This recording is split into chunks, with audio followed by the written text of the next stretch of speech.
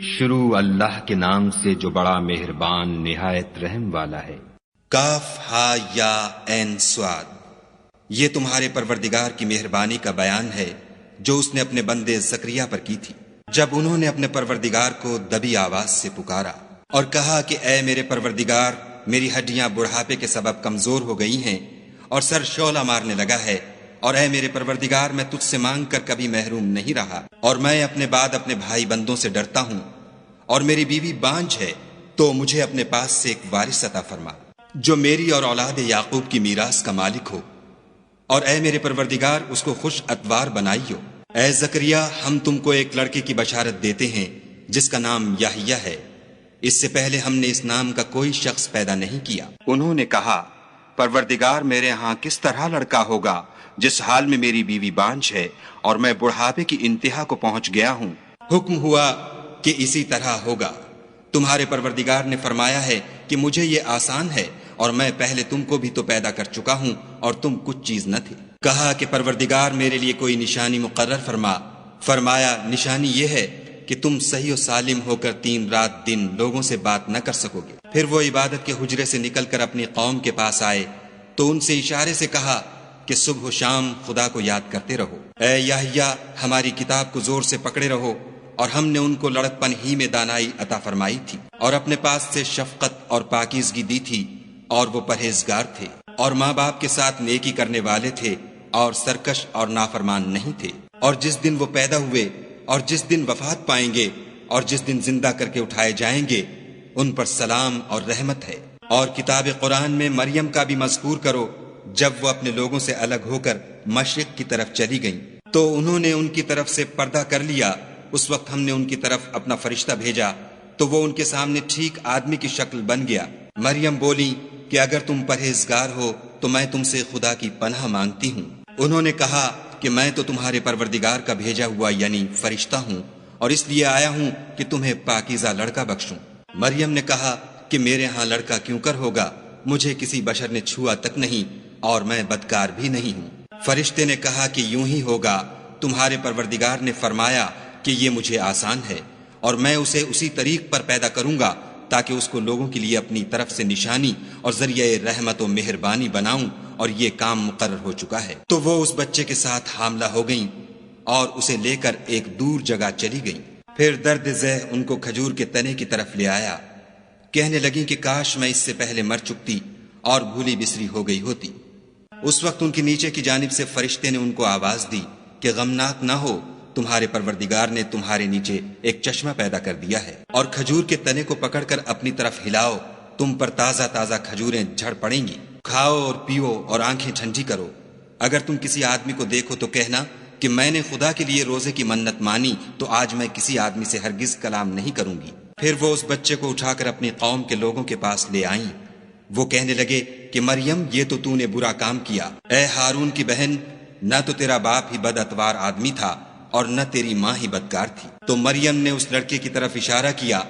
وہ بولے کہ ہم اس سے کہ گود کا بچہ ہے کیوں کر بات کریں۔ بچے نے کہا کہ میں خدا کا بندہ ہوں، اس نے مجھے کتاب دی ہے اور نبی بنایا ہے، اور میں جہاں ہوں اور جس حال میں ہوں مجھے صاحب برکت کیا ہے، اور جب تک زندہ ہوں مجھ کو نماز اور زکوٰۃ کا ارشاد فرمایا ہے، اور مجھے اپنی ماں کے ساتھ نیک سلوک کرنے والا بنایا ہے، اور سرکش و بدبخت نہیں بنایا۔ اور جس دن میں پیدا ہوا اور جس دن مروں گا اور جس دن زندہ کر کے اٹھایا جاؤں گا، مجھ پر سلام و رحمت ہے۔ یہ مریم کے بیٹے عیسیٰ ہیں، اور یہ سچی بات ہے جس میں لوگ شک کرتے ہیں۔ خدا کو سزاوار نہیں کہ کسی کو بیٹا بنائے، وہ پاک ہے۔ جب کسی چیز کا ارادہ کرتا ہے تو اس کو یہی کہتا ہے کہ ہو جا، تو وہ ہو جاتی ہے۔ اور بے شک خدا ہی میرا اور تمہارا پروردگار ہے، تو اسی کی عبادت کرو، یہی سیدھا رستہ ہے۔ پھر اہل کتاب کے فرقوں نے باہم اختلاف کیا، سو جو لوگ کافر ہوئے ہیں ان کو بڑے دن یعنی قیامت کے روز حاضر ہونے سے خرابی ہے۔ وہ جس دن ہمارے سامنے آئیں گے کیسے سننے والے اور کیسے دیکھنے والے ہوں گے، مگر ظالم آج صریح گمراہی میں ہیں۔ اور ان کو حسرت و افسوس کے دن سے ڈرا دو جب بات فیصل کر دی جائے گی، اور ہے ہاتھ وہ غفلت میں پڑے ہوئے ہیں اور ایمان نہیں لاتے۔ ہم ہی زمین کے اور جو لوگ اس پر بستے ہیں ان کے وارث ہیں، اور ہماری ہی طرف ان کو لوٹنا ہوگا۔ اور کتاب میں ابراہیم کو یاد کرو، بے شک وہ نہایت سچے پیغمبر تھے۔ جب انہوں نے اپنے باپ سے کہا کہ ابا آپ ایسی چیزوں کو کیوں پوجتے ہیں جو نہ سنیں اور نہ دیکھیں اور نہ آپ کے کچھ کام آ سکیں؟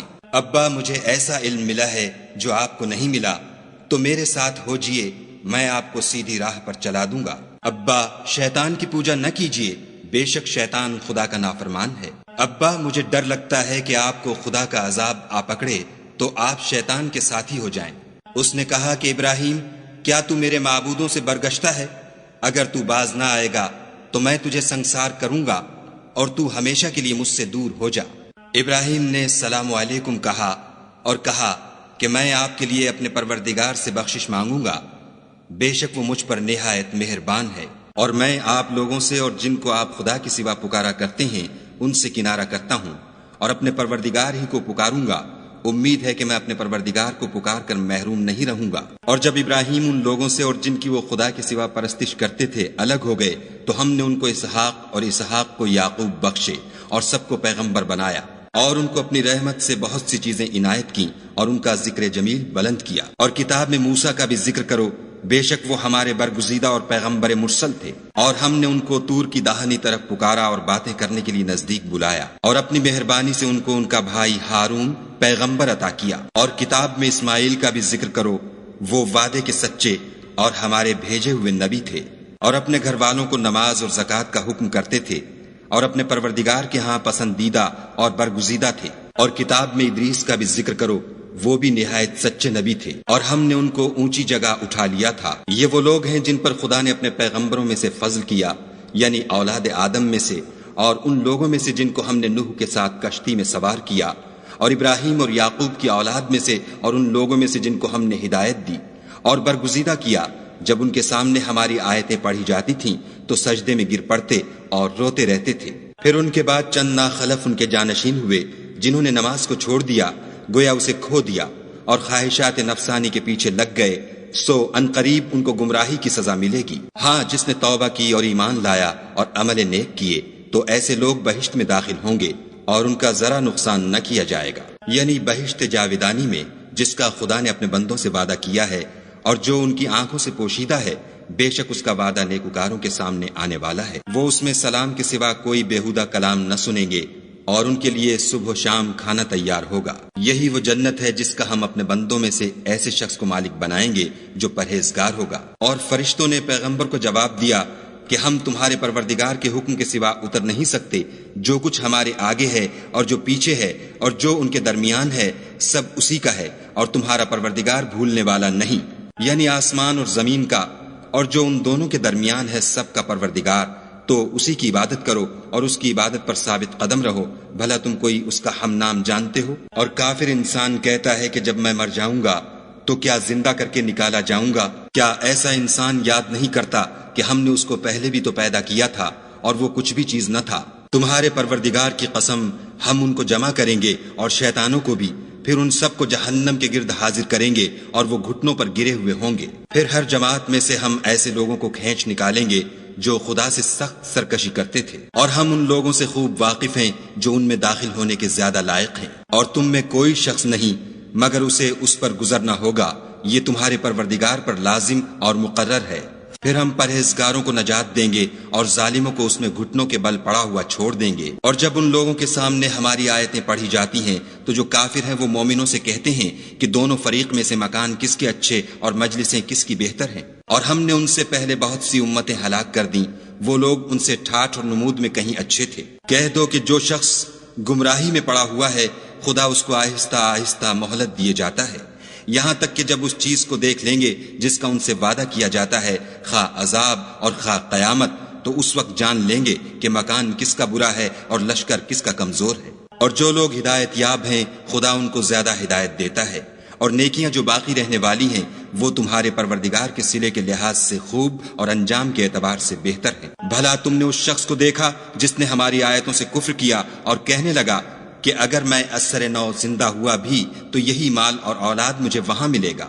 کیا اس نے غیب کی خبر پالی ہے یا خدا کے یہاں سے عہد لے لیا ہے؟ ہرگز نہیں، یہ جو کچھ کہتا ہے ہم اس کو لکھتے جاتے اور آہستہ آہستہ عذاب بڑھاتے جاتے ہیں، اور جو چیزیں یہ بتاتا ہے ان کے ہم وارث ہوں گے، اور یہ اکیلا ہمارے سامنے آئے گا۔ اور ان لوگوں نے خدا کے سوا اور معبود بنا لیے ہیں تاکہ وہ ان کے لیے موجب عزت و مدد ہوں۔ ہرگز نہیں، وہ معبودان باطل ان کی پرستش سے انکار کریں گے اور ان کے دشمن و مخالف ہوں گے۔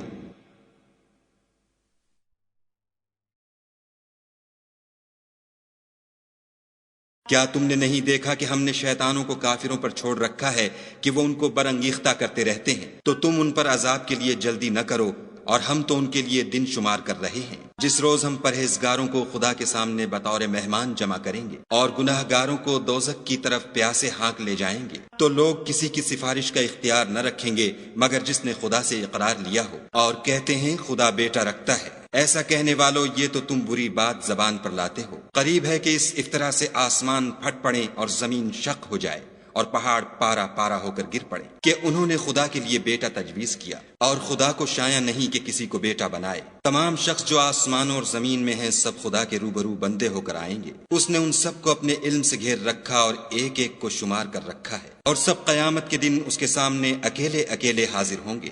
اور جو لوگ ایمان لائے اور عمل نیک کیے، خدا ان کی محبت مخلوقات کے دل میں پیدا کر دے گا۔